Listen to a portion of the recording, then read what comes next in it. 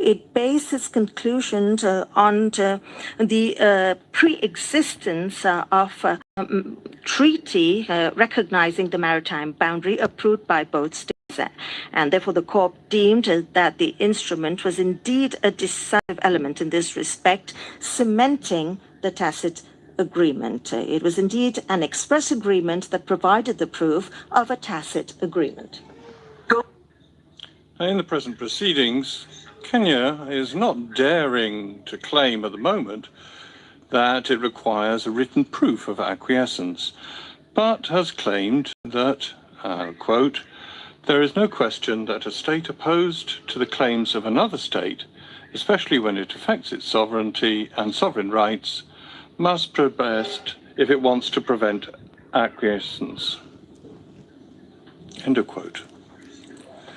In other words, silence, interpreted as meaning an absence of protest, would apparently embody acquiescence when the claim or assertion of another party would be made publicly.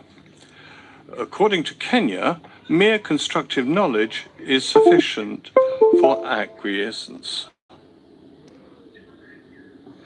Now, I don't really know what is meant by mere constructive knowledge, but I know that simple knowledge, rather uncertain in the current proceedings, of a position cannot equate to acquiescence.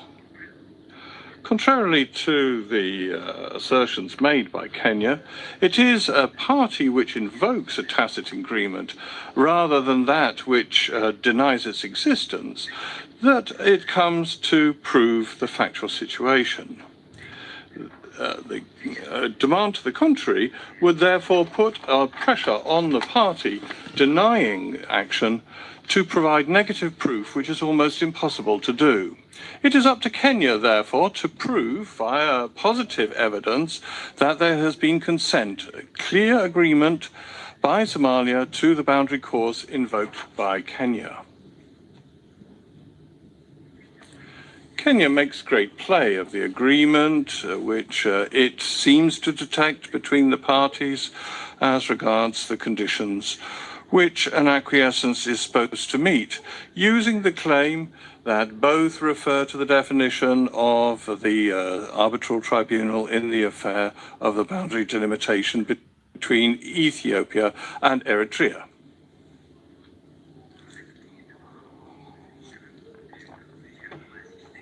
But firstly, that is to overlook the fact that, as we have stressed in our reply, and as I have just reiterated, acquiescence is not a means of maritime delimitation which is adopted by UNCLOS.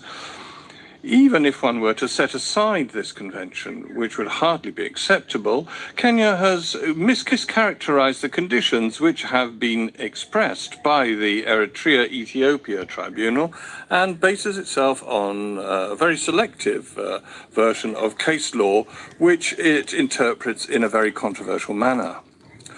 The case law, the jurisprudence, is very clear and well established. As has been firmly underlined, acquiescence is not proven by an absence of reaction. It has to be evidenced by positive fact.